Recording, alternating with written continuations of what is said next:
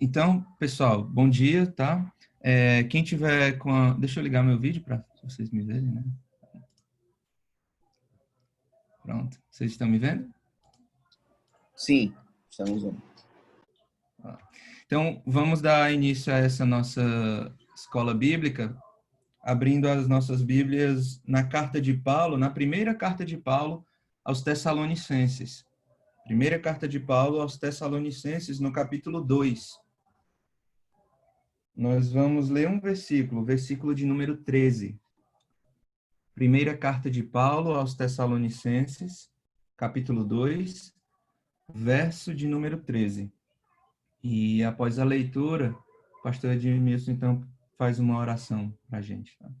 Diz assim a palavra de Deus: Temos mais uma razão para incessantemente dar graças a Deus. É que, ao receberem a palavra que de nós ouviram, que é de Deus, vocês a acolheram não como palavra humana, e sim como em verdade é, a palavra de Deus, a qual está atuando eficazmente em vocês, os que creem. Amém? Então, vamos orar agora com o pastor Edmilson. Amém. Vamos orar. Tá conseguindo me ouvir, meu irmão? Sim. Então vamos orar, meus irmãos. Querido e bondoso Deus, nós louvamos pela tua grandeza, teu cuidado em meio a esses dias difíceis de preservar o encontro da tua igreja por meio desta tecnologia. Queremos te dar louvores porque podemos ouvir a tua palavra por meio do teu servo, pastor Ricardo, que nos incentivou, nos encorajou na tua palavra a orar em favor de todos os homens. E agora, ó Deus, com a mesma misericórdia e a mesma graça com a qual o Senhor nos falou nesta manhã, pedimos que o Senhor venha nos dar a tua santa instrução, o teu ensino, quanto à inspiração da tua palavra, que é viva e eficaz e mais penetrante do que uma espada de dois gumes. A tua palavra, Senhor, que fala, que transforma, a tua palavra que nos ensina, que nos admoesta, a tua palavra, Senhor, que é inerrante, que é suficiente, a tua palavra, Deus, que tem confortado tanto os nossos corações nesses dias de insegurança, de instabilidade. Louvamos a Ti. Agora, Senhor, abençoa o Teu servo, que o Teu ensino chegue à nossa mente e ao nosso coração com fluidez, Senhor. A iluminação do Teu Santo Espírito para compreendermos com clareza a Tua santa doutrina. Assim pedimos em nome de Jesus Cristo. Amém. Amém. Que bom. Irmãos, antes de nós iniciarmos, então, propriamente com a apresentação, eu queria já pedir para algumas pessoas deixarem abertas algumas passagens das Escrituras, para a nossa aula ficar dinâmica, ainda que seja aqui pela tela do computador. Então, eu vou olhando aqui pela lista do pessoal e vou fazendo esse pedido, tá? Deixa eu abrir aqui.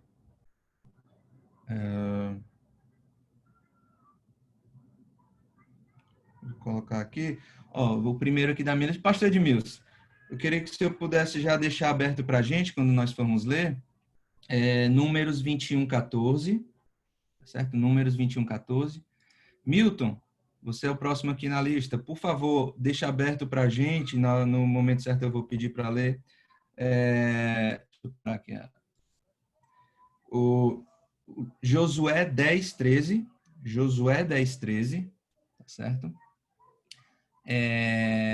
Próximo na lista aqui, o Manuel Vidal. Manuel, abre para a gente, deixa aberto aí quando for ler, 1º de Crônicas 29:29. 1º de Crônicas 29:29. Ana, querida Ana, Deixa aberto para a gente 1º de Reis 11:41. 1º de Reis 11:41. E o próximo aqui, Rai, deixa aberto para a gente, por favor, 2º de Crônicas 12:15. 2º de Crônicas 12:15. Tá certo? Deixa eu ver se tem mais algum que eu vou pedir.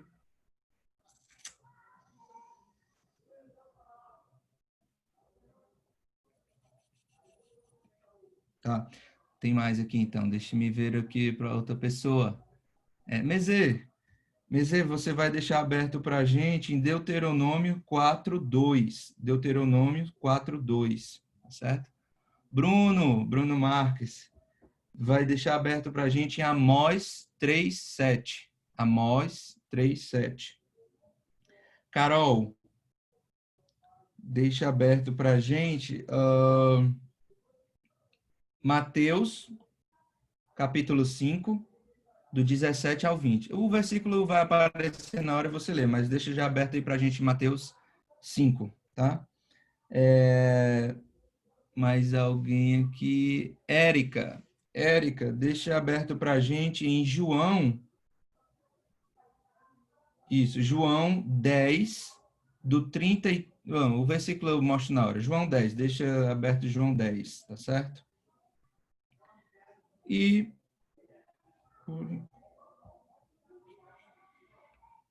Tá. A próxima pessoa, Thalisson. Deixa aberto para a gente em Jó 26:7, Thalisson, por favor. Paola, deixa aberto para a gente no Salmo 135, o verso 7, depois você, na hora, vê o verso, mas Salmo 135. Danielzinho, meu amigo, deixa aberto em Eclesiastes, capítulo 1.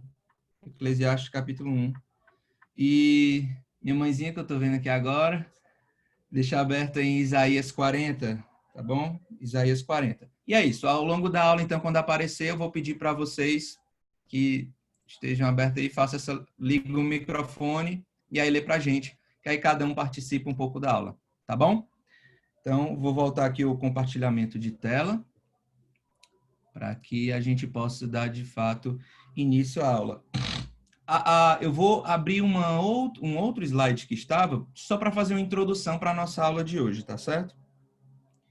Então, deixa eu ver aqui.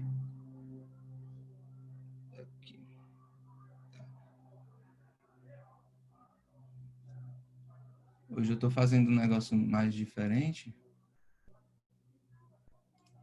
E vamos ver se...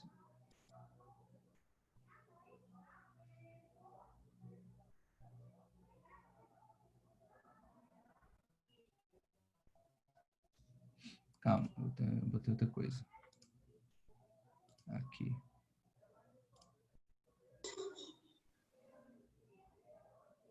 Pronto.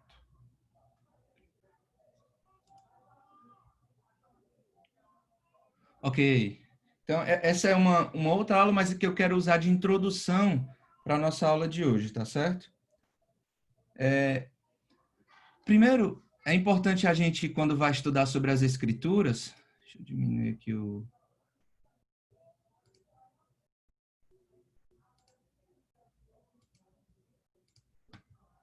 Estou fazendo de um jeito aqui que eu possa ver vocês e aí a gente possa interagir, por isso que eu estou demorando um pouquinho aqui. Calma. Fixar o meu. Pronto. Ok. Então, acredito que assim eu fico vendo vocês, qualquer coisa, qualquer interação eu estou vendo. E também se inscreverem eu posso ver. Então tá, quando a gente vai estudar as escrituras, é importante o pressuposto que a gente tem por trás da forma que a gente aborda as escrituras. E ao longo da história a gente tem visto esses dois pressupostos, né? O da fé e o da dúvida. O pressuposto da fé, ele pressupõe, ou seja, ele tem um conceito prévio de que as escrituras são inspiradas, infalíveis e inerrantes naquilo que ela ensina, né? Naquilo que ela ensina. Ela não se propõe a ensinar tudo sobre todas as coisas, Mas naquilo que ela se propõe a falar, a ensinar, a revelar para nós, ela é, segundo o pressuposto da fé, inspirada, infalível e inerrante, né? E a gente vai, na aula de fato, ver um pouco mais essa questão da inspiração da revelação. E há também o pressuposto da dúvida, que apresenta uma forma crítica ao conteúdo das Escrituras, né? Essa frase de Anselmo, então, pode ilustrar para a gente o caminho correto que a gente deve abordar as Escrituras, né? Ele foi um bispo de Cantuária e essa frase que ele ocunhou é bem conhecida, né? Não procuro entender para crer, mas creio para entender. O que a gente vê daquelas pessoas que abordam as Escrituras pelo pressuposto da dúvida é o contrário, né? Eu preciso entender para só depois eu crer. Então, se eu não compreendo como isso aconteceu, então eu não vou ter isso como verdadeiro, até que eu consiga compreender, até que ela se encaixe no meu modelo de entendimento, né? Na minha finitude. Então, é um ser finito querendo compreender o ser infinito. Isso não é uma contradição. Mas é assim que se aborda as escrituras no dia de hoje, depois, então, do iluminismo. Não é por aqui, é por aqui. E aí, para ilustrar isso que eu falei para vocês, você vê, ó, eu botei aqui Anselmo de Cantuária em 1035 a 1109, né? Mas já mais para frente, século XIII, né? A gente vê esse rapaz aqui, Guilherme de Ockham, que tem essa frase que eu vou pedir aqui aleatoriamente, que o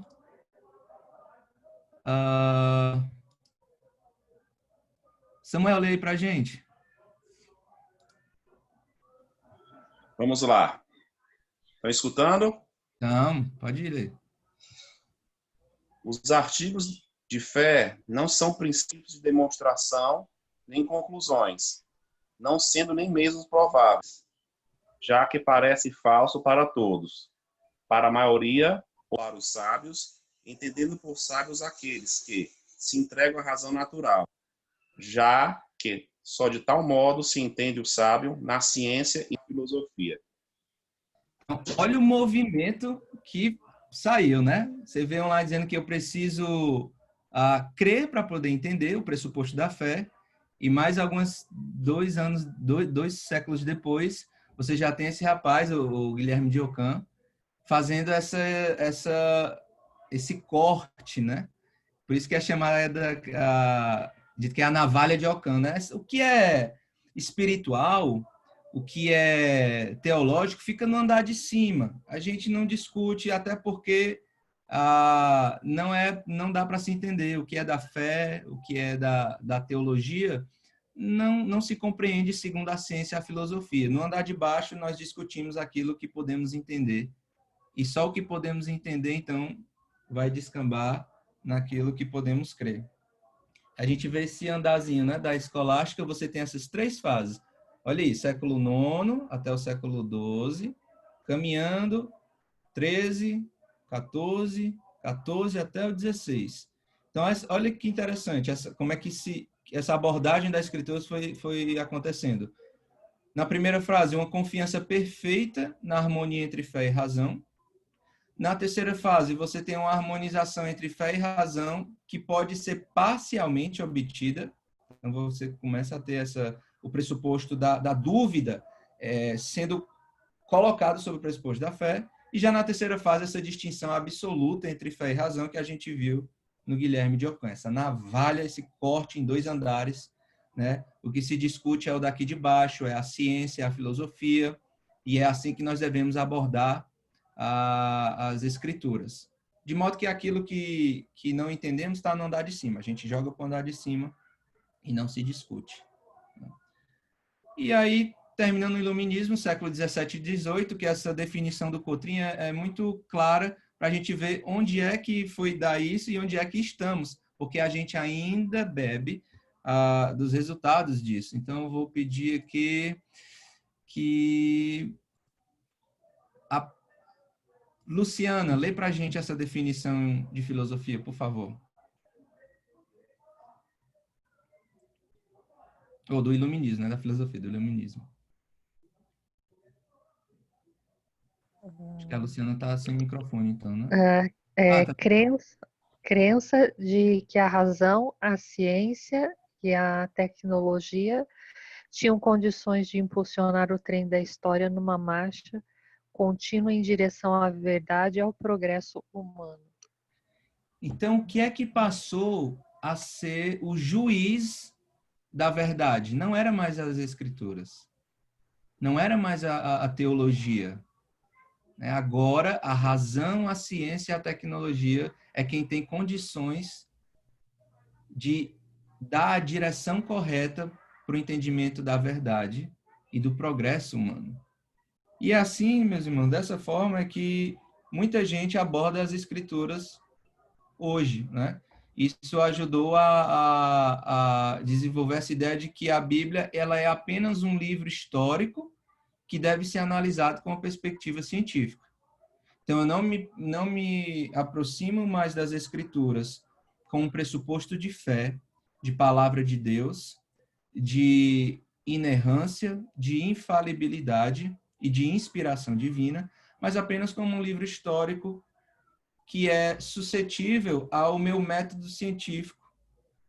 E então, eu analiso os documentos dessa forma, de modo que os eventos ali que a gente não compreende segundo a nossa razão são tidos como ou errados, ou você joga para o andar de cima, não se discute, e a ideia é que eles têm apenas um ensinamento, né? E que não é possível dizer se aquilo é verdade ou não.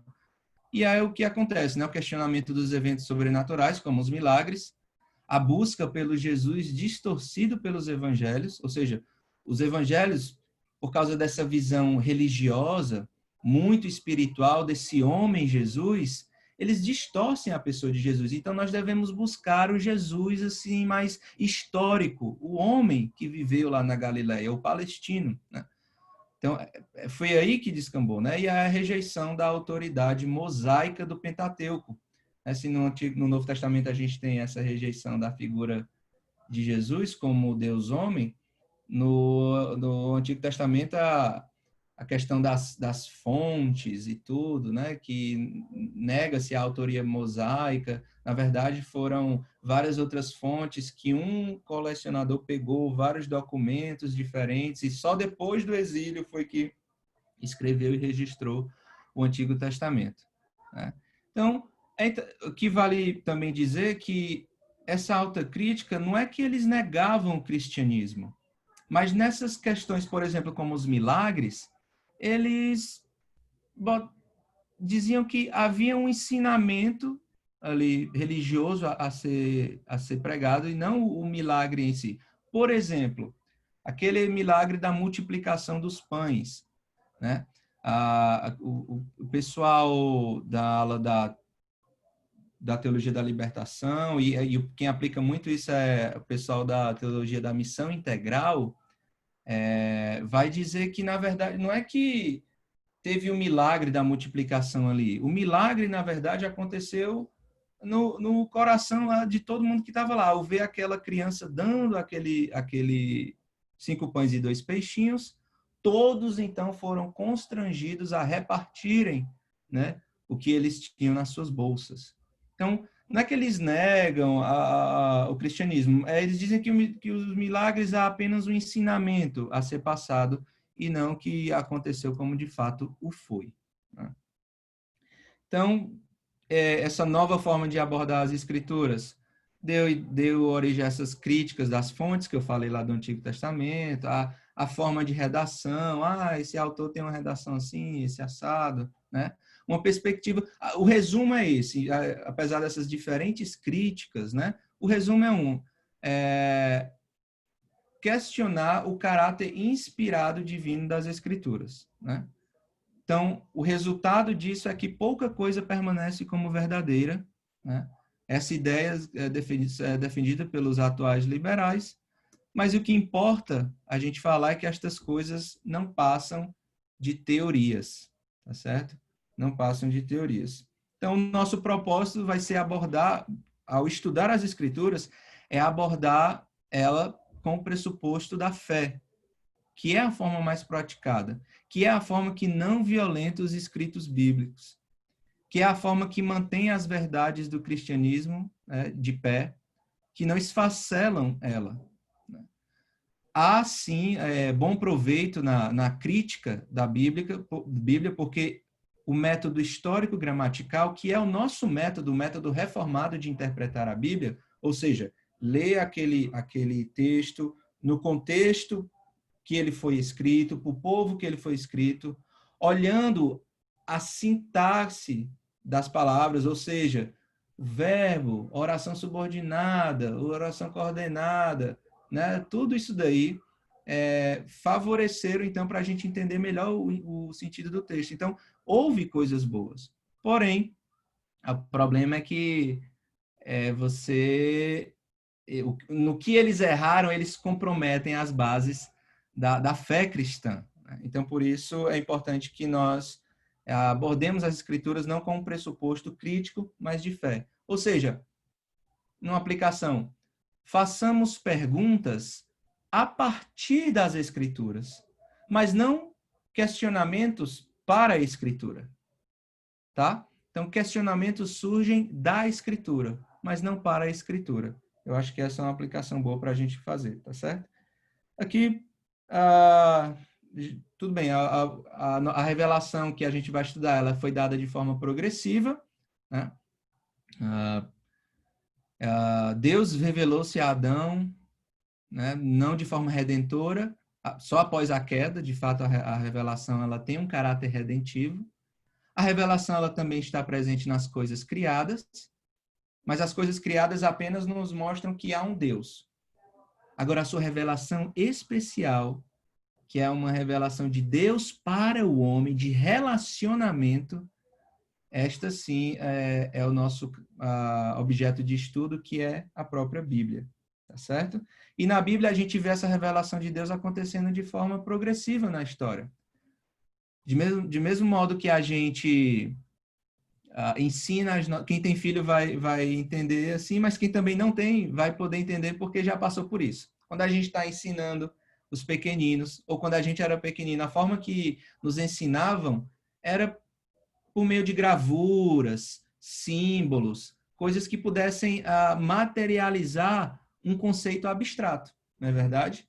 Então, por exemplo, quando Deus quis ensinar sobre a santidade para o povo, ele falou, não tocar em cadáver, não pisar aqui, não fazer isto, não fazer aquilo, para que um conceito abstrato pudesse ser materializado. E ao passo do longo da história, ele foi progredindo essa revelação, até então chegarmos na pessoa do seu filho.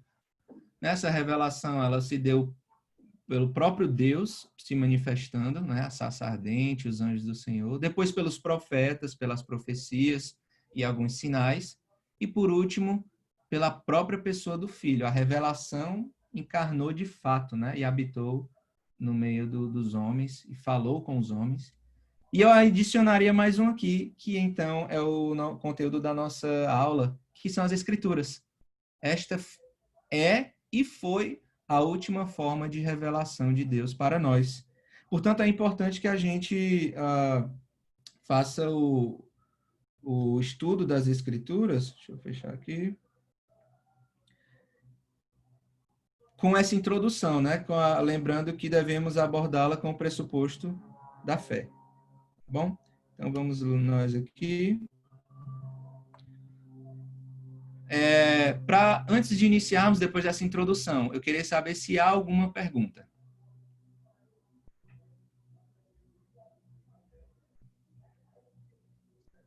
Não, né? Então, vamos agora, depois dessa média introdução, vamos para aprofundar mais nessa questão do registro da revelação, né? Então,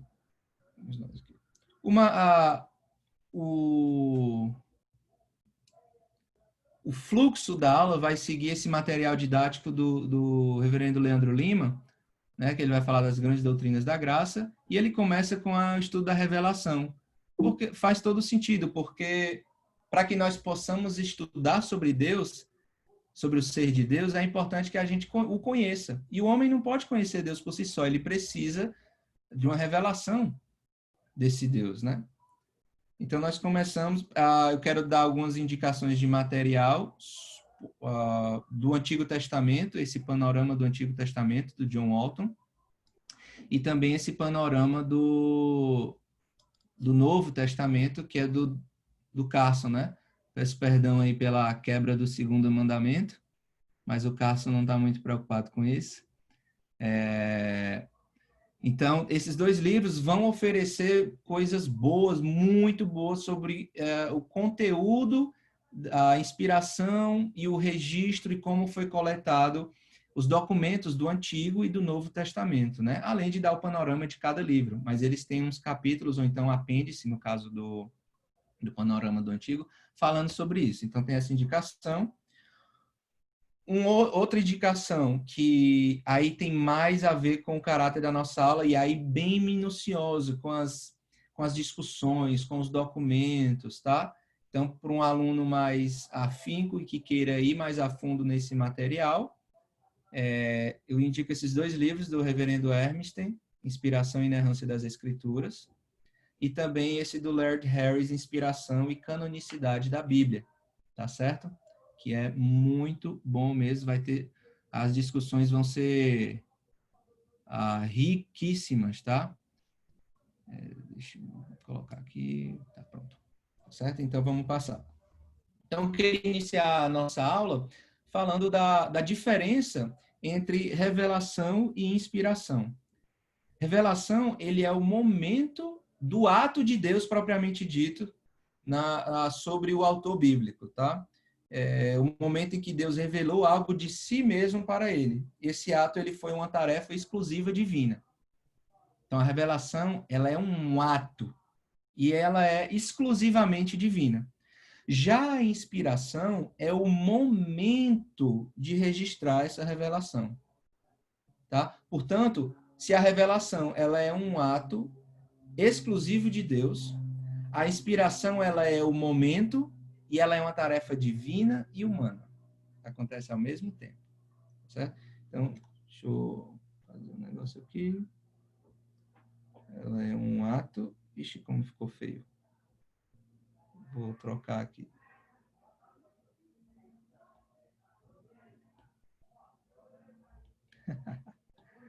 Só um segundo. Pronto. Deixa assim mesmo. Um ato exclusivo de Deus. Tá certo? Já a inspiração, ela é o momento do registro dessa revelação e ela é uma tarefa divina e humana. Mas é interessante a gente mencionar que revelação é todo esse processo, tá? Tanto o do ato divino, como também o da tarefa divina humana, de registro. Então, inspiração está dentro do processo de revelação. Tá?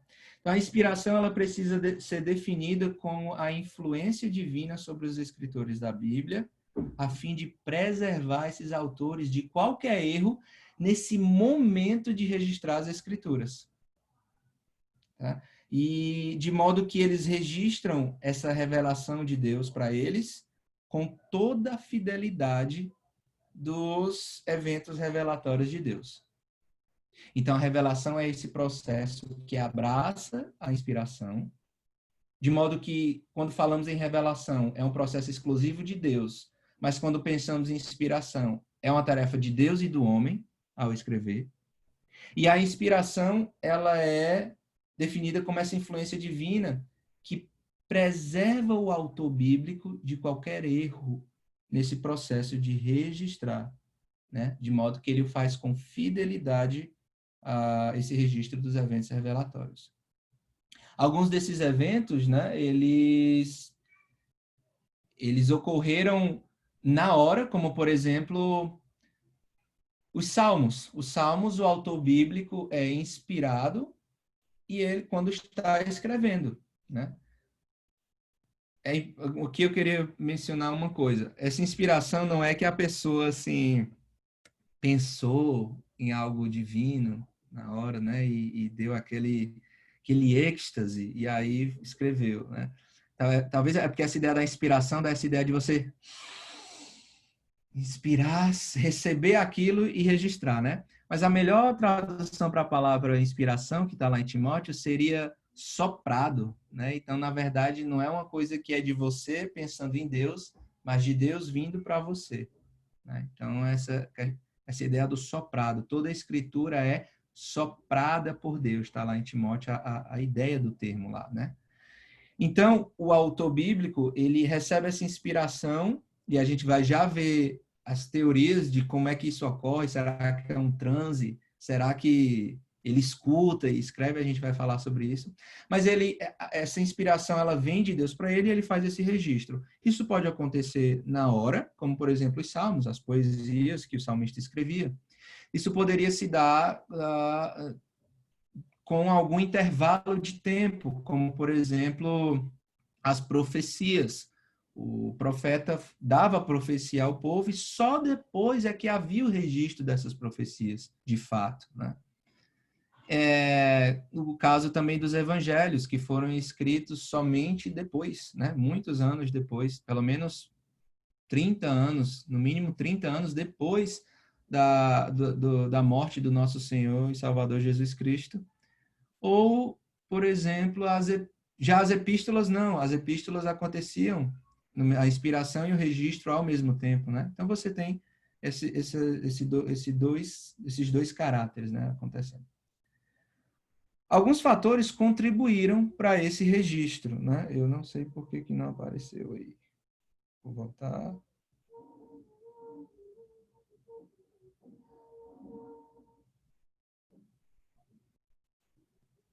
Ué. Qual o slide que vocês estão vendo aí?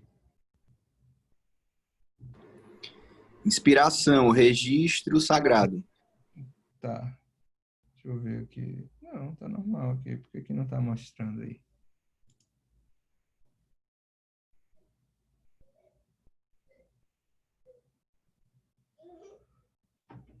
Por algum motivo não tá passando agora o slide. Deixa eu ver aqui. Deixa eu parar de interromper e vou interromper e compartilhar de novo, só para... Tá bom?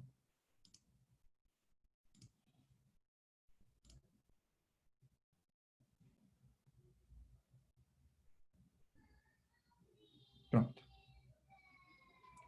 Todo mundo vê normal, né? Então, alguns fatores contribuíram para o registro dessa escritura. Um deles foi a tradição oral, né? Essa tradição ela era muito usada naqueles tempos, tá certo? Ela foi muitas vezes uma intermediária entre os eventos antigos e o registro inspirado. Lembra que eu dei alguns exemplos agora, acabei de dar para vocês, de um intervalo entre o processo da revelação e do registro? Pois bem, a tradição oral foi esse meio, né? Foi o meio pelo qual essa revelação foi passada, transmitida para que o autor bíblico, então, registrasse aquilo escrito, né? Então, e aí a inspiração operou ali, e na hora do registro, na hora da transmissão daquela revelação, aquilo foi preservado sem erro. Mas também a gente tem a tradição escrita, né? Sabe-se que há vários outros escritos antigos que não são bíblicos, não foram preservados, mas que eles eram tidos em grande consideração, e a gente vai ver algum deles. Então, quem está com Números 21, lê para a gente aí o verso 14, por favor. Abre o microfone e lê para a gente. Número 21, verso 14. Pelo que se diz no livro da guerra do reino, e os olhos do som. Tá. Acho que ficou um pouco picotado o áudio, né? Mas o Números 21:14 está falando que existe um livro das guerras do Senhor. Deixa eu fechar aqui. Tá, existe um livro das guerras do Senhor, que foram registrados ali os eventos, né? Mas a gente não tem acesso a esses livros. Josué 10:13, quem está para a gente ler? Josué 10:13.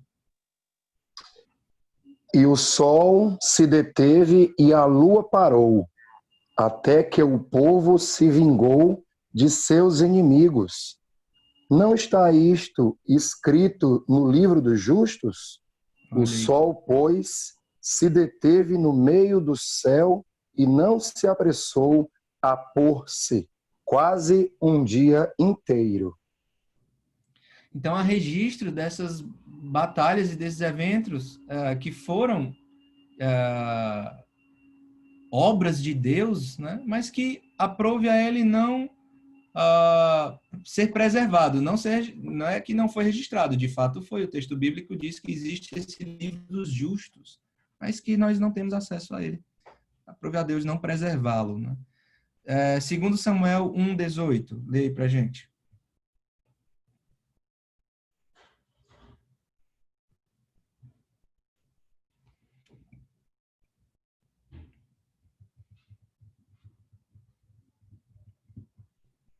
Tem alguém com 2 Samuel 1:18?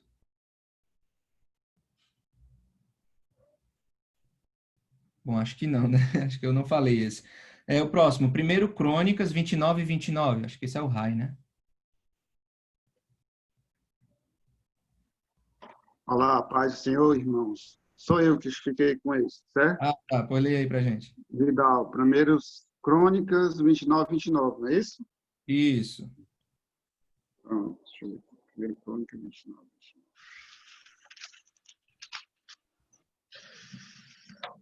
Os atos, pois, do rei Davi, tanto os primeiros como os últimos, eis que estão escritos nas crônicas, registrado por Samuel, o vidente, nas crônicas do profeta Natã e nas crônicas de Jade, o vidente. Olha aí. Agora quem tá 1 de Reis 11:41, lê pra gente. Quanto aos mais atos de Salomão, a tudo quanto fez e a sua sabedoria, porventura não estão escritos no livro da história de Salomão? 2 de Crônicas 12:15, lê pra gente. 12:15. Quanto aos mais altos de Roboão, tanto os primeiros como os últimos, porventura não estão escritos no livro da história de Semaías, o profeta, e no de Ido, o vidente, no registro das genealogias. Houve guerras entre Roboão e Jeroboão todos os dias. Olha quantos escritos antigos existem que contêm revelação de Deus, coisas da história dos atos de Deus no povo de Israel, né, no meio do seu povo, né, mas que não são bíblicos, ou seja, não faz parte do cânon, né? E é por isso que Lucas, capítulo 1, do verso 1 ao 4, diz isso. Vou pedir a meu pai para ler aí, ó. Lê aí, paizinho. Lucas 1, do 1 ao 4, tá aí no slide.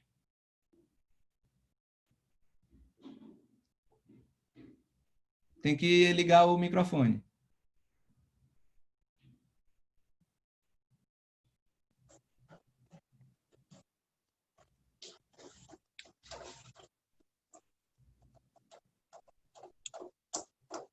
Essa parte de baixo aqui, né?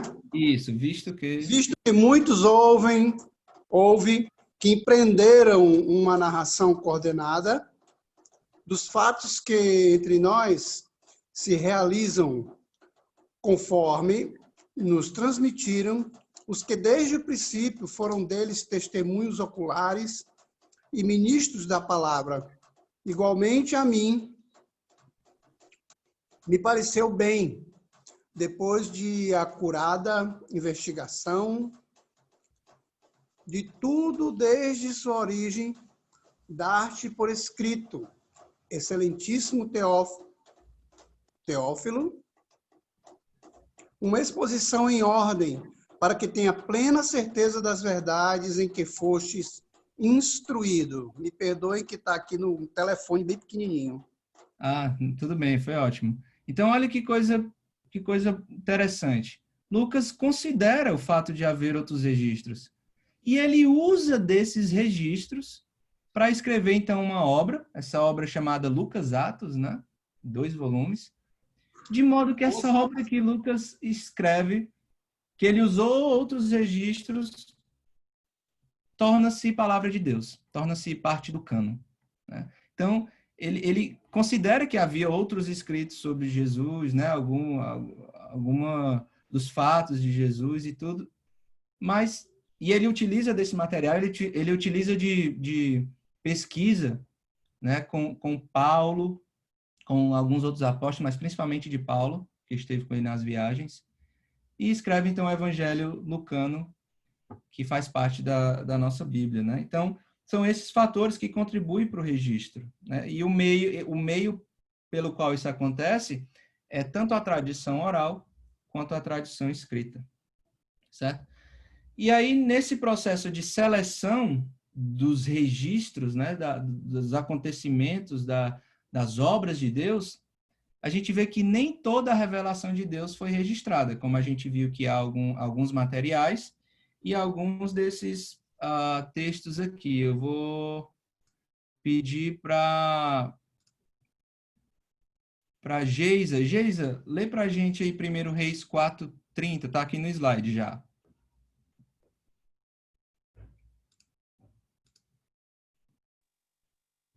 Era a sabedoria de Salomão maior do que a de todos os do Oriente. Compôs 3.000 provérbios, e foram os seus cânticos 1.005. Discorreu sobre todas as plantas. Aí eu pergunto para vocês, tem todas as plantas discorridas nas Escrituras? Não tem, né? Não tem nem os 3.000 provérbios, né? Os cânticos 1.005 a gente não tem, embora Salomão tenha feito. Então, a gente está começando a ver que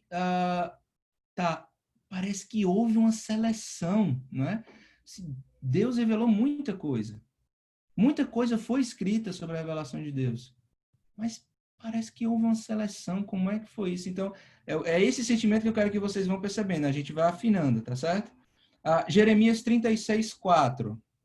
Lê aí pra gente. Marilene, lê pra gente aí Jeremias 36:4. Tá aí no slide. Aqui.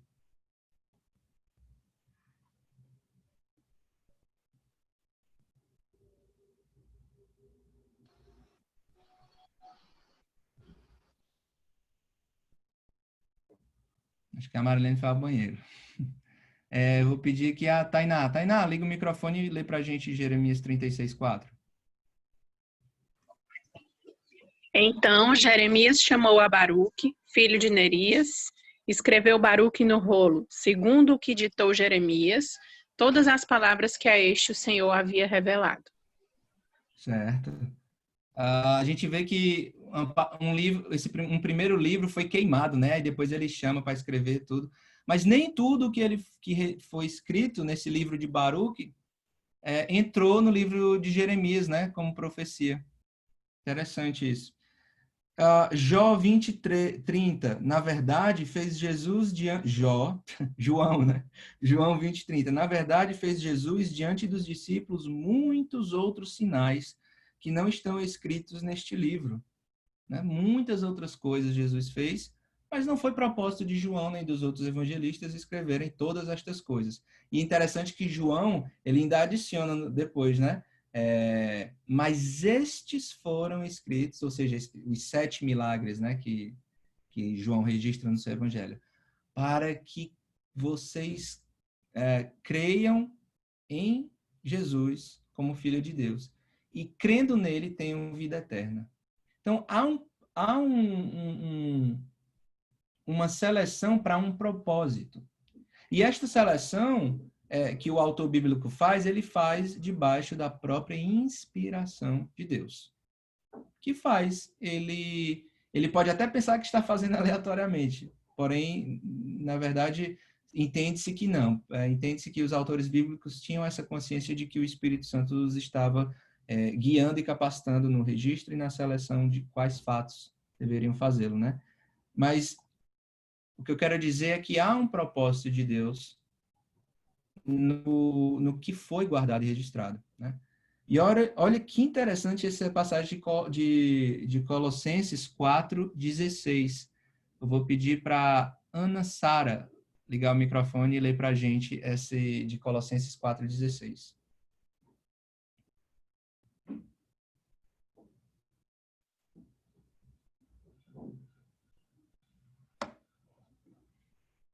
Acho que também foi ao banheiro, né? É bom que eu pego... Esse meu método aqui pega o pessoal, né? Vou ler aqui para vocês. Colossenses 4:16. E uma vez lida esta epístola perante vós, providenciai porque seja também lida na igreja dos Laodicenses. E a dos Laodicenses, lede-a igualmente perante vós. Mas olha que interessante, tem uma carta aos Laodicenses. Vocês já viram na Bíblia de vocês essa carta? Não tem, não? De fato não tem, né? Essa carta aos Laodicenses não foi preservada, né? Como também existe uma carta antes da primeira, a carta de número 0 aos Coríntios, né? Tem uma carta antes da primeira carta aos Coríntios, que Paulo fala, acho que é no capítulo 5. Não aprove a Deus colocá-la por sua sublime desígnio eterno, né? Providência. Provavelmente porque esta carta falava coisas muito específicas para a igreja lá de Laodiceia ou coisas específicas para aquele tempo, né? E que ela não teria uma universalidade para o povo de Deus ao longo de toda a história. Bom, seja isso outra coisa, não aprove a Deus não guardá-la, mas as que foram guardadas foram debaixo de autoridade divina e compiladas para que fosse feito, então, o cânon, né? E aí estivesse a palavra de Deus para nós. A Bíblia, ela apresenta evidências internas e externas sobre essa inspiração divina, né? Você vê aqui em 2 Timóteo 3,16 que a Bíblia reivindica a inspiração para si mesma. A própria Bíblia é a autoridade da Bíblia, né? Toda a escritura é inspirada por Deus. É aquilo que eu falei. Esse termo inspirado é mais a ideia do soprado, né? Toda a escritura é soprado ou soprada aqui no português, né? Por Deus, tá certo? Pedro também diz com relação a outros escritores bíblicos o seguinte: homens santos de Deus falaram inspirados pelo Espírito Santo. Homens inspirados pelo Espírito Santo. Os escritores do Antigo Testamento tinham essa convicção de que o que eles escreviam era de fato palavra de Deus. Leia aí para a gente Deuteronômio 4:2. Nada acrescentareis à palavra que vos mando, nem diminuireis dela, para que guardeis os mandamentos do Senhor, vosso Deus, que eu vos mando. Nada acrescentais, né, às palavras que eu passei para vocês, para que, os mandamentos de Deus. Então, eles sabiam que aquilo que eles falavam para o povo e que viera a ser registrado era palavra de Deus. Eles tinham essa convicção. Amós 3:7.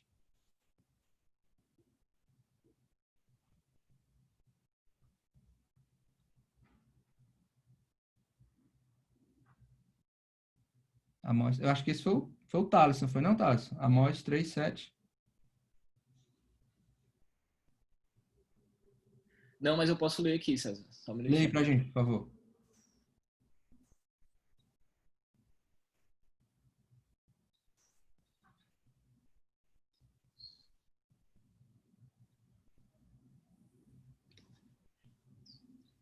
Certamente o Senhor Deus não fará coisa alguma sem primeiro revelar o seu segredo aos seus servos, os profetas. Olha que coisa, né? Se há um propósito de Deus para falar, com o homem revelar, ele o fará. E Amós 3:7 diz isso, né? Jesus também deu testemunho de que a escritura do Antigo Testamento era a palavra de Deus. Mateus 5:17 e 20. Leia aí pra gente.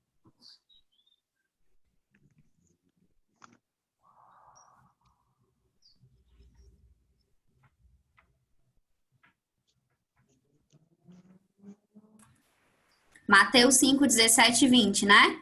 Isso. Não penseis que vim revogar a lei ou os profetas. Não vim para revogar, vim para cumprir.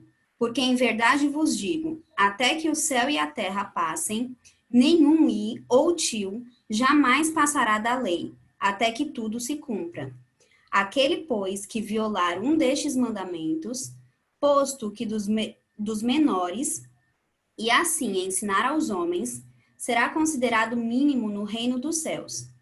Aquele, porém, que os observar e ensinar, esse será considerado grande no reino dos céus. Porque vos digo que se a vossa justiça não exceder em muito a dos escribas e fariseus, jamais entrareis no reino dos céus. Então você vê o próprio Senhor Jesus tratando o Antigo Testamento como palavra de Deus. A lei, né, a Torá, Pentateuco, e não só ela, mas os profetas e os escritos também, né? O Antigo Testamento é a Torá, é o Pentateuco, os escritos, os livros históricos e poéticos, né? E os profetas. João 10, 33, 36. Eu acho que esse é o mesmo texto, né? Confere aí pra gente. Responderam-lhe os judeus: não é por obra boa que te apedrejamos, e sim por causa da blasfêmia, pois sempre que o homem te faz Deus a ti mesmo. Replicou Jesus: não está escrito na vossa lei. Eu disse: foi Deus? Se ele chamou Deus aquele a quem foi dirigida a palavra de Deus, que a Escritura não pode falhar, então, daquele a quem o Pai santificou e enviou ao mundo, dizendo: tu blasfemas, porque declarei por filho de Deus. Então ele coloca novamente, né, a lei, o Antigo Testamento, como palavra de Deus. 1 Timóteo 5,18 cita Lucas 10,7, dizendo que a Escritura, citando a carta de Timóteo, citando um evangelho como Escritura, né? E ele o faz, quando Lucas registra isso, ele está citando lá Deuteronômio 25:4. Então, você vê essa intertextualidade. São evidências internas, ou seja, dentro da Bíblia, mostrando que a Bíblia é palavra de Deus. Você vê uma epístola citando um evangelho e um evangelho citando o Antigo Testamento. Tá certo? Então, como está mostrado aqui, né? Não amordaceis o boi quando pisa o trigo, tá aqui, e ainda o trabalhador é digno do seu salário. Ele dá a interpretação daquilo ali, né? Dessa passagem. Quando ele está escrevendo aqui, ele dá essa interpretação aqui ao citar este texto que está no Antigo Testamento como palavra de Deus, certo? Mas há evidências externas também na Bíblia, né? A Bíblia, ela é o documento, né? Ela é o documento mais investigado em todo o mundo, certo? Mas até hoje, nenhuma das investigações foi capaz de bater na inerrância e na infalibilidade das Escrituras. Como a gente falou naquela introdução, há teorias que até hoje não deixaram de ser teorias que tentam colocar a Bíblia apenas como um livro de registro religioso, com um caráter moral, com ensinamentos bons a serem passados, mas que tem incoerência e alguma falibilidade nos registros, na forma como os homens escreveram. Mas todas as suas teorias são rebatidas, e aquele material que eu coloquei para vocês no começo da aula discute todos eles. Muito bom. Então, as histórias da Bíblia, elas têm sido comprovadas cientificamente como verdadeiras até hoje. Nada conseguiu reprovar a documentação histórica da Bíblia. As descobertas arqueológicas, né, não conseguem provar que a Bíblia esteja errada. Pelo contrário, elas confirmam. Por isso que é aquela máxima que a cada buraco cavado no Oriente é um ateu enterrado no Ocidente, né? Então, é essa máxima que o pessoal coloca. Mas a Bíblia, ela é sobre tudo aquilo que ela se propõe a ensinar, né? Ela não tem absurdos científicos acerca das coisas, como, por exemplo, os livros antigos religiosos, né? Chinês, egípcios, que contêm superstições, coisas fantasiosas. Mas naquilo que a Bíblia se propõe a falar, ela o fala com sobriedade. A gente não pode confundir aqui que a Bíblia vai falar com minuciosidade científica. Ela fala da perspectiva do homem comum. E não apenas da perspectiva do homem comum, mas para o homem comum. Portanto, eu tenho certeza que você até hoje diz, em determinada parte do ano, não. Em determinado mês do ano, o sol levanta tal hora. Ou então você diz, nossa, o sol já se pôs? Né? Você usa esse tipo de linguagem, não usa? Mas eu e você sabemos que o sol nem se levanta e nem se põe em canto nenhum. A gente sabe que é a Terra que gira, não é verdade? Pois bem, da mesma forma, essa linguagem comum, ela é utilizada na Bíblia. Os autores utilizam a linguagem da perspectiva deles. É por isso que vai dizer no Salmo 19 que o sol caminha, né? É como um noivo que sai do seu aposento e sai caminhando pelo céu e tará, tará. E aí as pessoas vão dizer que por causa disso há uma inexatidão na Bíblia, né? Há uma contradição com aquilo que é verdadeiramente científico. Isso é a linguagem comum, é a perspectiva do observador. Tá certo? Então não há por que a gente achar que a Bíblia contém erros, porque ela não fala com exatidão científica, que nós só conhecemos agora, né? A determinadas coisas. Mas como a gente falou, ela não vai dizer, ela tem essa perspectiva do homem, mas ela não diz absurdo sobre as coisas, né?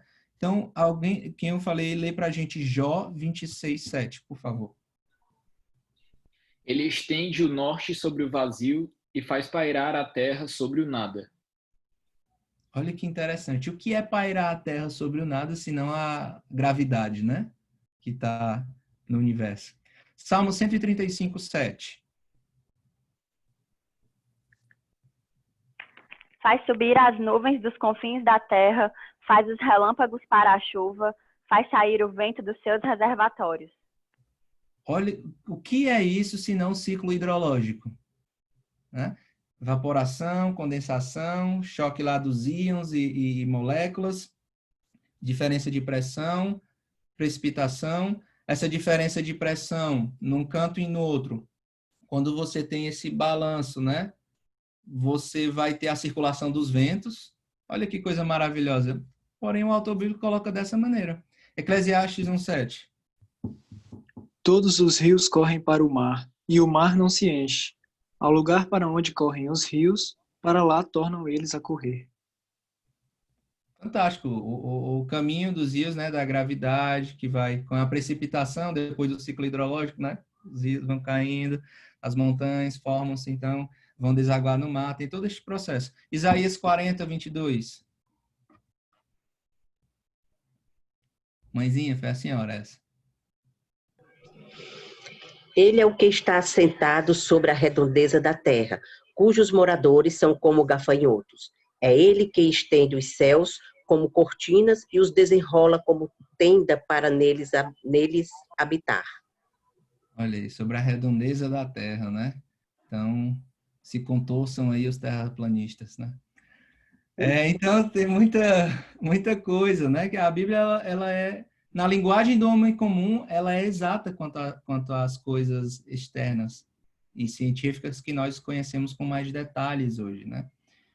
Então, se a gente pode falar dessa harmonia, a gente falou da harmonia do conteúdo, né? A gente fala também dessa exatidão, segundo o observador, mas a gente pode falar também da universalidade da Bíblia, tá certo? É a questão da coerência e unidade. Ora, ela foi escrita por mais de 40 autores em mais de 1.500 anos. São 1.500 anos para escrever o Antigo Testamento. mais 100 anos para escrever o novo. Né? Então, pelo menos aí 1.600, quase 1.600 anos, mais de 40 autores diferentes. No entanto, você tem uma história homogênea, que tem começo, que tem meio e que tem fim. Esta é a Bíblia, a palavra de Deus. Só debaixo de inspiração de Deus, tal processo é possível. E esta é a Bíblia. Mas quanto à inspiração, que eu falei para vocês, como é que isso se deu? Como é que isso aconteceu? Bem, há algumas teorias, 3 teorias, né? E a gente vai falar delas e abraçar alguma delas. Então, a primeira delas é a teoria da inspiração mecânica, na ideia de que a escritura ela é um ditado divino. O que é que isso quer dizer? Que o autor bíblico ele ouviu de Deus e ali ele pegou e escreveu, né? Num processo aí meio Chico Xavier, meio psicográfico, né? Esta é uma teoria. Então tá aí o símbolozinho da nuvenzinha do download, né? É como se ele estivesse baixando ali a informação que era dita audível por Deus, ou pelo menos audível apenas para o autor bíblico, e ele o registrou. A gente está falando de tudo. A gente sabe que há momentos desses, por exemplo, quando Deus fala com o profeta, e o profeta vai dar o recado, mas no momento da inspiração, do registro, né? A inspiração mental é o outro processo, que são a ideia de que quando os autores bíblicos se propuseram a registrar, eles, como aquela coisa que eu falei, né? Pensou-se, inspirou-se, lembrou ali da sua experiência com Deus, daquilo que ele ouviu Deus falando, daquilo, ou, sei lá, vamos pegar aqui o profeta, né? Daquilo que ele falou e tudo, e escreveu. Ué, parece que é isso mesmo, né? Mas tem uma coisa peculiar nessa teoria da inspiração mental, que estes que defendem ela dizem que, de fato, os pensamentos, né, aquela inspiração, ela foi divina, ela foi da parte de Deus, o autor era um canal, mas no momento do registro, por ele ser homem, aquele registro ele não pode ser considerado como infalível. Pelo contrário, aí é aquela coisa, né? Aqueles pelo em ovo que tentam catar, né? Tem erros, ó, tá vendo? Isso aqui não faz sentido, né? Não, por exemplo, na questão dos evangelhos, não. Isso aqui era um coração religioso dos discípulos, né? E aqui eles escreveram uma leitura muito amorosa, religiosa da pessoa de Jesus. Então, o escrito, de fato, ele é equivocado. Os pensamentos, não. E uma terceira diz que a teoria que é a inspiração orgânica. E aí eu coloquei aí a digital. Por que a digital? O que é que essa teoria fala? Ela diz que o homem, como um ser todo, um ser completo, ou seja, orgânico, né? Ele é inspirado. Ou seja, há um registro humano debaixo da soberania de Deus.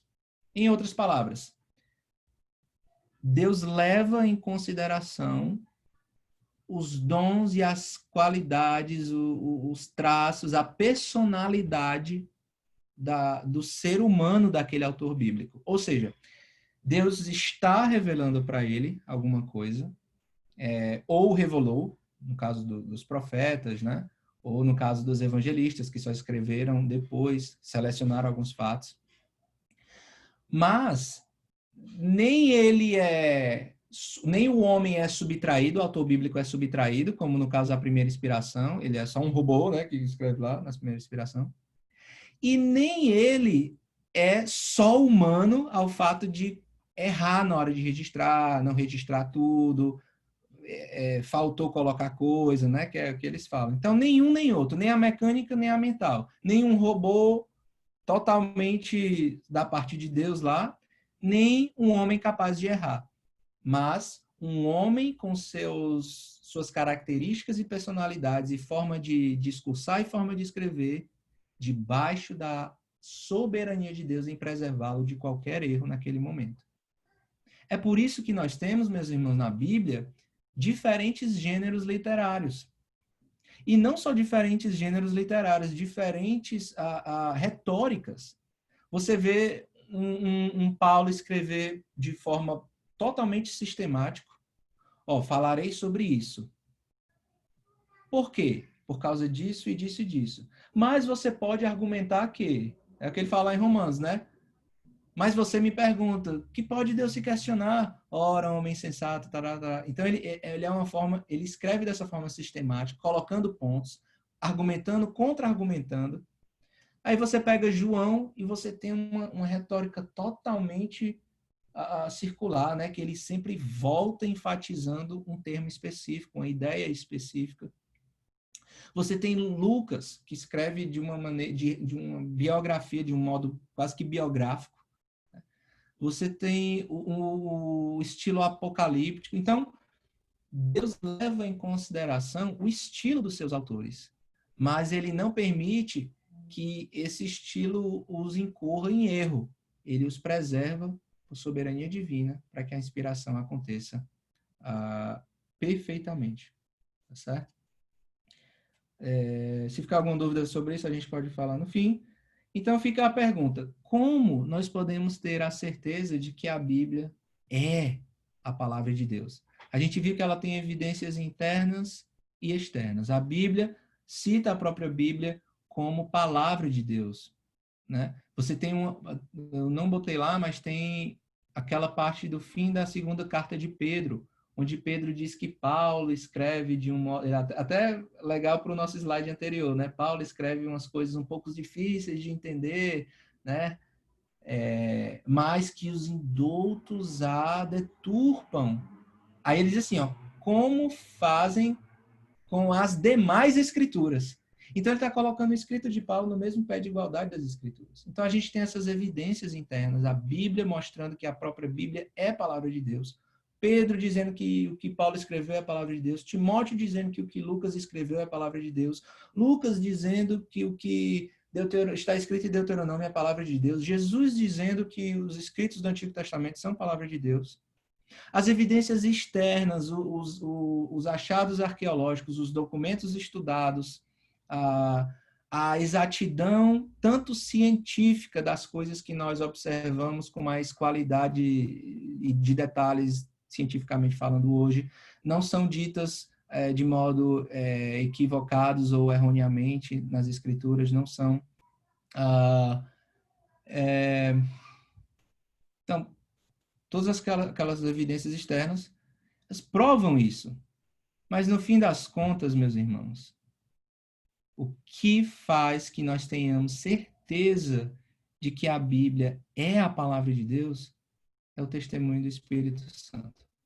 E por isso eu queria, no fim da nossa aula aqui, eu selecionei 2 passagens das Institutas de Calvino, quando ele está falando justamente sobre essa questão do testemunho interior do Espírito Santo, como sendo muito maior do que qualquer prova, como as que a gente mostrou, que de fato provam a inspiração divina das Escrituras, o seu registro inerrante e infalível. Mas olha o que ele diz. A credibilidade da doutrina não se afirma antes que ela nos persuada, além de toda dúvida, de que seu autor é Deus. O testemunho do Espírito é superior a toda razão.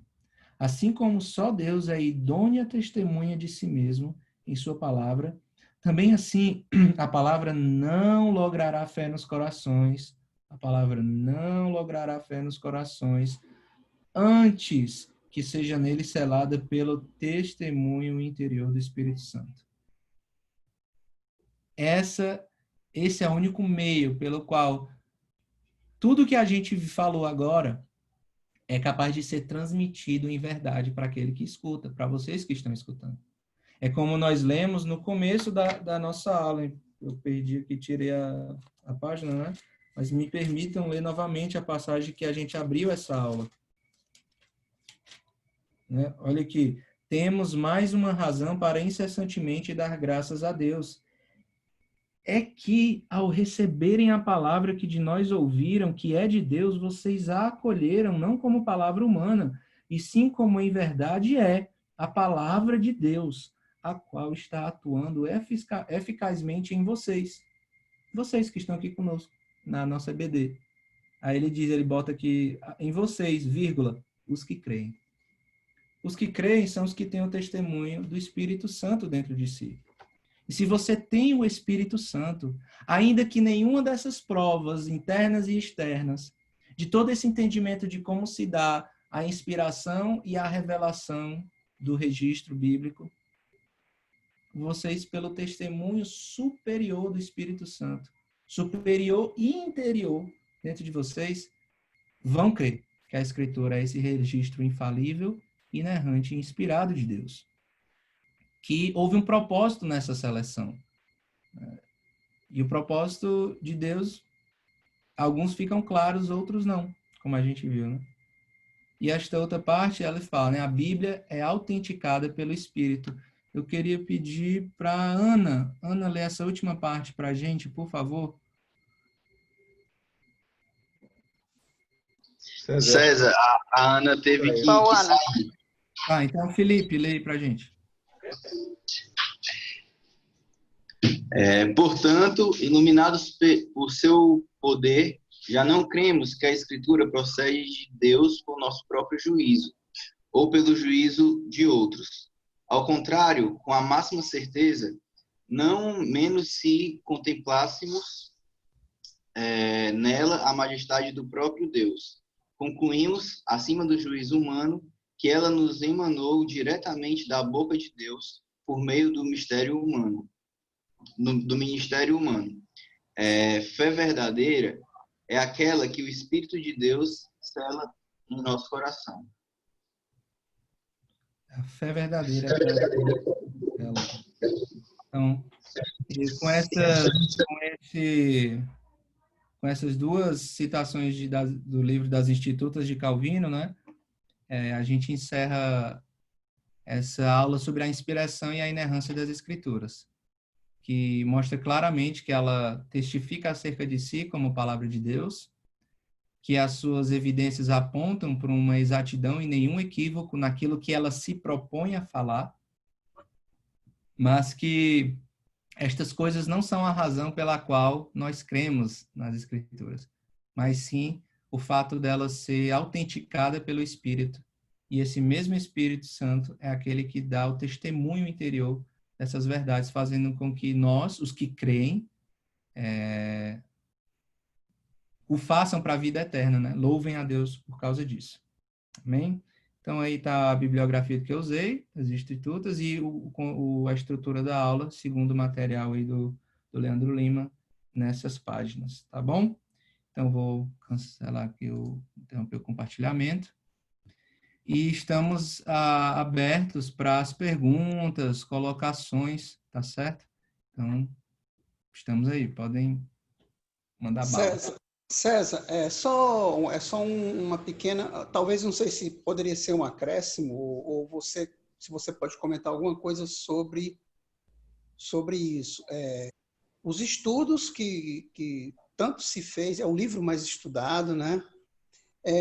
Eu queria dizer que a parte histórica, além disso, as profecias cumpridas, o que você poderia, ele não é um reforço também para as verdades das Escrituras?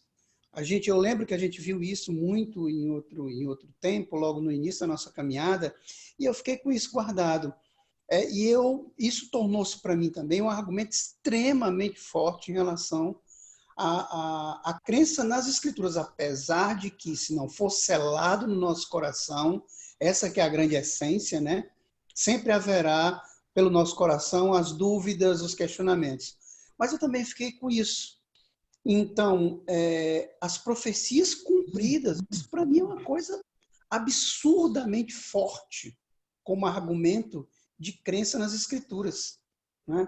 O que você poderia só assim arrematar em relação a isso? Ela se encaixa naquele ponto da evidência interna, né? A própria Escritura testificando da mesma escritura. Então, quando você tem um cumprimento de alguma profecia, e às vezes até o próprio autor bíblico fala isso, né? Isto aconteceu para que se cumprisse a escritura. Aí ele fala, né? Então, ele se encaixa aí, né? Quando as profecias se cumprem, por exemplo, as messiânicas, né? E outras do Antigo Testamento no Novo, é como se o Novo estivesse dizendo, olha, o do Antigo era a palavra de Deus, tá vendo? Se cumpriu. Se encaixa aí nesse evidência interna da Bíblia, né? Eu estou vendo aqui agora... É só para reforçar que isso também pode ser um grande argumento nosso para aqueles que não creem ou que tenham dúvida, porque é fato que aconteceu, né? Mas ainda está dentro das Escrituras. Amém. Isso. É aquela coisa, né? Como você falou, como um argumento, mas ainda assim, não foi o testemunho interno do Espírito Santo, eles, como Paulo escreve lá em Romanos, né? Eles subvertem a verdade pela injustiça. São indesculpáveis. Daquilo, a própria revelação diz que há um Deus, e a revelação especial diz, aí conta mais ainda sobre o caráter desse Deus, um Deus que se revela, que se relaciona, que salvou o homem, né, e a humanidade por meio de Jesus Cristo, não o homem e a humanidade, mas todos os que creem da humanidade, né, no seu Filho. Ele mostra esse plano especial da redenção, a revelação redentora, mas ainda assim subvertem a verdade pela injustiça, né? De modo que, dizendo que são sábios, eles se tornam loucos, certo? Estou olhando aqui no bate-papo, né? Então, vou seguir aqui a ordem pelo bate-papo que vocês foram falando. Tainá, você falou, a abordagem das parábolas seguem esse método. É só uma afirmação, né? Quando você estava explicando a forma cognitiva, né? Quando transformar aquilo que é abstrato em algo concreto para facilitar o entendimento, aí eu lembrei do método de ensino de Jesus. Ótimo, muito bom. Posso só fazer uma perguntinha? Vou ter que sair já, certo? Pode, Rai, você Tudo já bom, estava... cara? Parabéns aí, foi muito joia, cara. Primeiro, uma sugestão de leitura que eu tive há muitos anos atrás, um livro chamado Mais que um Carpinteiro, Josh McDowell. Fantástico esse livro. Quem não conhece, podia tentar adquirir. Ele é bem antigo, né? Então, ele, por exemplo, ele tira a seguinte dúvida. Como é que eu sei que um livro é verdadeiro, autêntico? Existem várias técnicas para isso. A quantidade de cópias, se não há conflito entre os conteúdos. Por exemplo, a Ilíada é atribuída a Homero. Atribuída, mas a quantidade de cópia delas é pequena. Quando você compara isso com o Novo Testamento, é brincadeira de criança, a quantidade de cópias do Novo Testamento, né? Então, esse é um dos argumentos, tá? Então, por exemplo, acerca de Jesus, será que ele era quem ele dizia ser? Então, ele vai dizendo, para Jesus só tinham 3 possibilidades. Ou ele era o Filho de Deus, ou ele era lunático, ou ele era embusteiro. E aí ele vai trabalhando cada um deles. É um livro bem interessante e rapidinho para você ter, né? Agora, uma pergunta que eu tenho, César, é que eu posso ter entendido errado, o meu som pipocou aqui um pouquinho, que é a respeito da inspiração. Quando você tem um autor, um evangelista, que ele pega um livro que não faz parte do cânon, mas utiliza parte desse conteúdo para reforçar a sua ideia, tá certo? E não utiliza outra parte, talvez por conveniência ou porque achou que haveria algum conflito. Foi isso que você falou? Eu não entendi direito, César. Tá. Eu acho que foi na hora que eu falei de Lucas, né? Que certamente Lucas sabia de outros registros da pessoa de Jesus, né? Por exemplo, naquele livro que eu indiquei, do Carson, Introdução ao Novo Testamento, bem como os dois lá do Hermstein e do Laird Harris, da inerrância das Escrituras e da canonicidade, todos eles vão falar disso. A ideia de que pode ser que tenha existido um evangelho chamado de fonte Q, né? Pode ser que alguns evangelistas utilizaram como referência, como se alguém tivesse escrito, algum apóstolo, né? Talvez até para mandar para uma igreja e tudo, e aquilo ali foi utilizado como um material de referência, mas há também o conteúdo do próprio autor bíblico ali, né? De modo que a ideia mais defendida é que Marcos tenha sido a referência, né, para Mateus e para Lucas. Só para concluir, é porque o que pode ser perigoso pensar é que parece que parte do livro é inspirado e parte não é inspirado, né? Então eu vou aproveitar aquilo que é inspirado e utilizo. Né? Eu acho que quando meu som pipocou, eu acho que eu tinha entendido isso, mas não foi isso que você falou, não. Não. Mas olha que coisa interessante, ó. No livro de Judas, né, aquele primeiro livro antes lá do Apocalipse, o Judas, ele utiliza uma passagem de um apócrifo. Isso. Né? Ele utiliza lá uma passagem de Enoque, do livro de Enoque. Olha que interessante. Enoque parece um contrassenso, né? Antes do dilúvio, né? Aquele lá antes do dilúvio. E aí, então existe esse livro de Enoque. E Judas utilizou essa passagem. E se essa passagem está na nossa Bíblia, essa passagem é palavra de Deus, que foi tirada de um apócrifo que não é palavra de Deus. Então, como é que a gente... Isso parece ser contraproducente, você está entendendo? Que um conflito, né? Mas o que é isso? Na soberania de Deus e na sua providência, aprove a ele, a Enoque, no escrito do seu material, que aquela verdade fosse verdade de Deus. Calvino tem essa frase, né? Toda verdade é verdade de Deus, ainda que seja pela boca do ímpio. Mas se é verdade, toda verdade pertence a Deus. Portanto, quando Judas seleciona aquela parte para no seu argumento lá da sua carta, aquela parte faz sentido no fluxo do seu argumento lá, ela suporta um ponto dele e tudo, quando ele faz isso e aquilo é preservado, é guardado, é registrado para toda a história do povo de Deus, aquilo, então, é reconhecido, né? Que ele se torna, ele é reconhecido como palavra de Deus. E quando digo que se torna, parece que eu estou dizendo quando eu falo, né? Agora, já que eu coloquei, então isso aqui é a palavra de Deus. Isso é um assunto para uma outra aula, eu até tenho, se a gente tiver outra oportunidade, a gente fala sobre a questão de como a Bíblia se formou, né? Mas ela é reconhecida. Isso acontece... Então, deixe-me ver aqui um outro... sim, no momento da aula, talvez foi quando eu falei de Lucas, né? Que ele diz, tendo conhecimento de que existem outros materiais e relatos, né? Aprove a mim fazer essa pesquisa desses registros históricos e falar com outros para produzir essa obra, Lucas, Atos, para você, meu querido amigo Teófilo. Estou parafraseando aqui, né? Certo. Então, há esse exercício, né? Oi, Josué. Não, só para aproveitar a oportunidade, porque antes de você falar, eu estava aqui meditando justamente sobre isso. Eu acho que era interessante.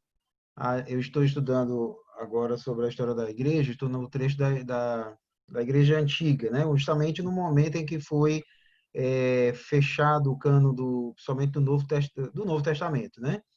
E eu acho interessante. Aí você falou, né? Por isso que eu estou querendo reforçar para estimular aí o Felipe a levar para a professora Ana a ideia de a gente aprofundar esse estudo aqui na escola sobre a formação do cânon, né? No início da história da igreja, muitos dos livros que hoje estão, né, que compõem, né, o Novo Testamento, não eram bem aceitos por parte da igreja, né? Então, talvez a gente voltando lá ao processo que gerou a definição desse cânon, né, jogue luz sobre algumas dúvidas, né, que o Rai coloca, que são muito pertinentes, né, e importantes. Pode ser a dúvida de outras pessoas também.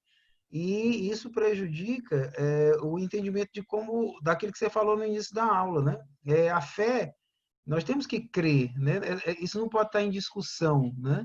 Numa igreja cristã genuína, não pode estar em discussão se a palavra de Deus é ou não é a palavra de Deus, né? Se ela se utilizou de forma humana, né? De ideia humana, da mente humana para gerar esse livro, né? Então a gente precisa realmente jogar mais luz sobre esse processo, as pessoas precisam ter mais convicções, né? De como foi feito esse processo, porque senão permanece, no meu entender, a dúvida, né, de se é um livro humano ou se é um livro divino, né? Tá. Então, só para ficar na aula que a gente falou, na hora que a gente deu, eu abri um slide aqui porque tem como eu falei, que tem essa aula também, né? Mas a questão da inspiração é essa, que não houve o erro na hora do registro. Essa é a teoria da inspiração mental, né? Que, de fato, tem aquela inspiração divina, mas na hora do registro, aí houve erro. A teologia reformada, né, adota a ideia de uma inspiração orgânica, ou seja, de que há ali digitais, por isso que eu vou ter aquela imagenzinha do autor divino, que são características dele. Quando você olha para o texto, você diz que isso aqui é a forma de escrever de Lucas, é a forma de escrever de Paulo, é a forma de escrever de João, né? Mas sem erro, por causa que este autor bíblico estava debaixo da soberania divina. Então, a gente crê nisso e é o pressuposto da fé, né? E é aquela frase lá de Anselmo, né? Nós cremos para poder entender. Mas bem rápido que a gente pode falar aqui, a ideia do cânon é essa, né? Que o cânon, ele é essa vara de medir, ele é quem dá a regra e a norma para o que é palavra de Deus. E aí em Gálatas Paulo utiliza esse termo, né? E a todos quanto andarem de conformidade com esta regra, aí no grego está assim, canone, esta regra. Paz e misericórdia sempre sejam sobre eles e sobre o Israel de Deus. Então delimita a lista de livro. Agora, o que você está colocando para a gente era, deixa eu ver aqui, está aqui, que acontece no segundo século e termina lá no quarto século, né? Então, como é que teve a necessidade de surgir esses escritos? Ora, problema nas igrejas, questão doutrinária, gentios e judeus, os refugiados, os perseguidos, os judaizantes, questão de doutrina. Alguns que tinham vivido com Cristo estavam morrendo, então tinha necessidade de escrever os relatos bíblicos, né? Alguns naquela época, como Marcião, que era um cara que era totalmente contra os judeus, já estava escolhendo quais textos deviam ser lidos nas igrejas, quais não deviam, né? Ele, por ser antissemita, ele só queria o Evangelho de Lucas e partes do Evangelho de Lucas só. E as cartas de Paulo, ele negava por exemplo, o Evangelho de Mateus, que é muito forte para os judeus, né? Então havia essa necessidade de escrever. E aí a ideia de que o que foi escrito por causa dessa necessidade, recebido como palavra de Deus, não é um reconhecimento da igreja, né? Não há reconhecimento da igreja. Aqui tem alguns textos que a gente tinha que ler, de fato, é uma outra aula, mas o que deve ficar guardado disso, depois a gente trabalha isso numa outra aula, é de que a igreja reconheceu aqueles escritos como palavra de Deus. E não que ela, selecionou, isso aqui, isso aqui, isso aqui também. Pronto. Isso aqui, eu, igreja, estou dizendo, é a palavra de Deus. Quem fez isso foi a Igreja Católica depois com os apócrifos, né? Para poder sustentar algumas doutrinas dela na época da Contra-Reforma. Tá certo? Mas quanto ao nosso cânon bíblico, ele simplesmente foi reconhecido por uma obra de testemunho do Espírito Santo, testemunho interior do Espírito Santo na vida dos crentes de todo aquele mundo. Era como se as igrejas separadas, né, em todo aquele mundo, tivessem aqueles escritos, e quando elas se reuniam nos concílios, era como assim, é como se eu chegasse para você e dissesse assim, rapaz, mas você ouviu aquela carta de Paulo? Aí qual? Não, os Colossenses. Nossa, leram essa carta lá na igreja também. Cara, que fantástico. Pois é. Rapaz, e aí começaram a perceber que era comum com determinados escritos isso. Então eles perceberam que determinados inscritos, não todos, né? Como lia-se a Didaquê, lia-se o Pastor de Hermas, né? Alguns outros. Mas estes não foram colocados na Bíblia.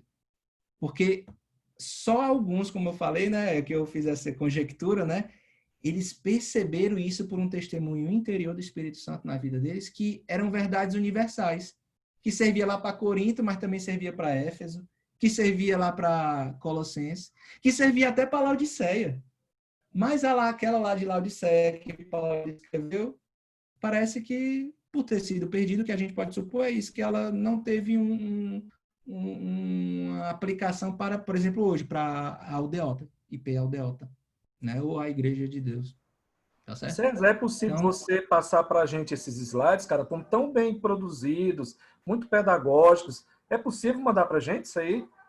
passo sim, eu Te passo sim. rever. Muito legal, cara, Eu muito passo jóia. da que eu dei e a dessa daqui, quando a gente tiver a oportunidade de dar, eu passo. Pronto, valeu, cara. Ô César, Nada. a Geisa pediu para falar e o pastor Edmilson também. Aí vamos abrir para eles dois falarem algum comentário, alguma coisa, certo? Aí, se alguém quiser falar algo depois, a gente fica nessa ordem. A Geisa e depois o pastor Edmilson. Bom dia, irmãos. Bom Estão me dia. ouvindo? Estão Sim, me pode ouvindo? falar, Gê. Sim. Tá. César, eu achei interessante naquela hora que você estava falando, mais para o começo da aula, você falou daquela ordem toda, falou da escolástica, depois falou do iluminismo, aí falou da razão da ciência e da tecnologia, né? Quando eles começaram a ser tão valorizados e a religião ficou aquela coisa que era, mas é como que inferior. A ciência, a tecnologia, a razão ganhou um boom em um determinado momento da história humana, né? Quase que deificados, né? Principalmente por causa do grande desenvolvimento da ciência, da tecnologia e aquela coisa da história da Idade das Trevas que antecedeu tudo isso. E com a Igreja Católica no comando, a religião daquele jeito, Santa Inquisição, tudo aquilo. Então, quando veio aquele boom depois da ciência e tecnologia, eles foram quase que deificados. Então, tudo era razão, ciência e tecnologia. A escritura ficou uma coisa que meio inferior, reducionista, porque não tratava da ciência também, falava da ciência com linguajar, como você disse, o linguajar comum, acessível às pessoas, né? Não pretendia ser um livro científico. E aí eu me lembrei do seguinte, eu fiquei aqui refletindo. A gente acha a razão humana uma coisa tão grande, né? A ciência, a tecnologia, como de fato são. Mas numa hora dessa de uma pandemia, a ciência e a tecnologia, o homem já foi ao espaço, mas não conseguiu resolver tão rápido o controle de um vírus que é invisível, né? A gente vê também a razão que a gente acha tão importante, Deus deu essa capacidade racional, criativa para nós, mas a gente acha algo, o ser humano acha algo tão grande que parece que a escritura é menor. O que eu quero dizer é o seguinte, enquanto a razão, tecnologia e ciência acha a escritura reducionista, na verdade, a razão e a ciência e a tecnologia é que são reducionistas, porque vão sempre refletir uma parte só da verdade, uma parte só da realidade.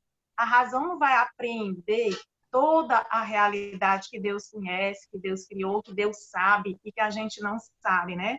Então é um pouco irônico, porque os homens tendem a achar que a escritura que é reducionista, vamos dizer assim, eu estou usando esse termo querendo dizer que ela, como se ela não tivesse as respostas, como se a ciência diz uma coisa, a razão diz uma coisa, a escritura não é considerada, né? É desprezada, vamos dizer assim. Então, o mais interessante é que é o contrário. A razão, a ciência, a tecnologia, com toda a sua grandeza, é que são só uma parte da história. Por mais que descubra uma parte da realidade. Entendeu o que eu quero dizer? Sim, sim, perfeitamente. Não, peraí, isso eu fiquei pensando nessa ironia, né? Que é o... O homem, como eu falei, né? O homem finito querendo falar sobre desígnios eternos, né? Ou então obras eternas. Não cabe. Então agora acho que é o pastor Edmilson, né? Isso.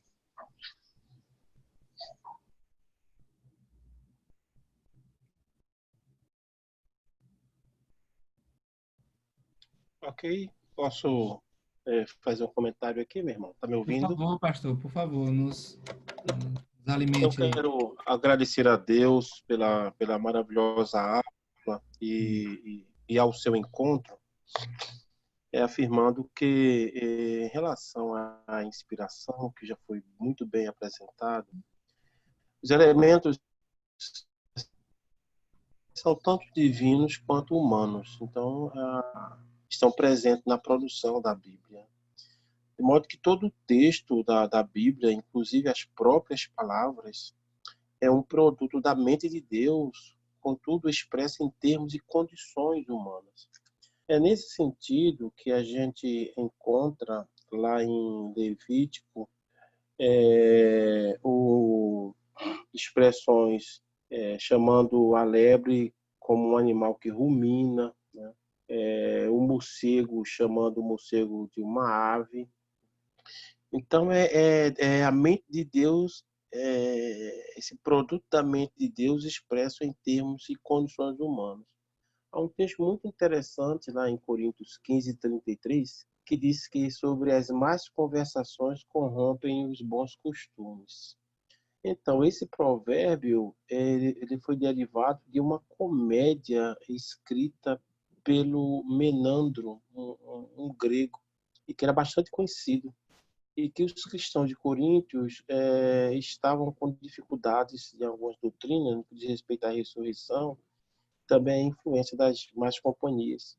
E aí o apóstolo Paulo, né, toma essa verdade escrita por Menandro, lá nessa comédia, dizendo, olha, da mesma forma que vocês assistem a peça e vocês escutam que as más conversações corrompem os bons costumes, é isso mesmo, isso é uma verdade. O apóstolo Paulo vai repetir, né, colocando na sua carta, que é inspirada para todos nós. É apenas essa colaboração aí, meu irmão, Deus o abençoe. Ótimo, muito bom, pastor. Muito bom mesmo. Aí eu lembrei também daquela que ele cita os poetas também, né? Como vocês escutam, ouvem os poetas de vocês falarem. Então, é aquela coisa. A verdade, ainda que dita pela boca de um ímpio, ela é verdade. E se é verdade, provém de Deus. Muito boa a contribuição. Tem mais alguém? Amém. Acho que não, né? Quem estava com dúvida que era o Rai e tudo, que me falou. E aí, Felipe? Então pronto, a gente agradece, né, César, pela disponibilidade, uma aula muito rica, muito boa. Que Deus continue abençoando a sua vida. Vou pedir para o presbítero Josué encerrar com a oração e aí a gente está liberado. Amado Deus, nós te louvamos, te agradecemos por mais uma oportunidade de estarmos reunidos. Te louvamos pela vida do teu servo, seminarista César. Te pedimos que tu possas abençoá-lo, que ele continue demonstrando dedicação aos seus estudos e amor à tua palavra, que o Senhor possa ir formando o teu servo, que no tempo adequado ele possa exercer seu ministério para o engrandecimento do teu reino. Ser com todos nós, solidifica em nossos corações a fé em ti, a crença de que tu és o único Senhor do universo e que governa todas as coisas e as nossas vidas. Nos mantém reunidos em espírito neste dia que dedicamos a ti, ao teu louvor, e que em breve nos reencontremos no culto das 18 horas, onde estaremos te louvando novamente. Em nome de Jesus Cristo é que eu te oro e te agradeço pelo alimento que todos vamos receber agora. Amém. Amém. Amém. Deus abençoe a todos. Muito bom revê-los, viu? Muito bom mesmo. Valeu. Fica à vontade de quando puder colaborar com a gente, pode ficar à vontade para avisar. Tá certo. A gente já pode marcar aí para o próximo mês tá certo? Certo. Beleza. Tranquilo. Obrigado. Até mais, gente. Deus abençoe a todos. Tchau, tchau. Abraço.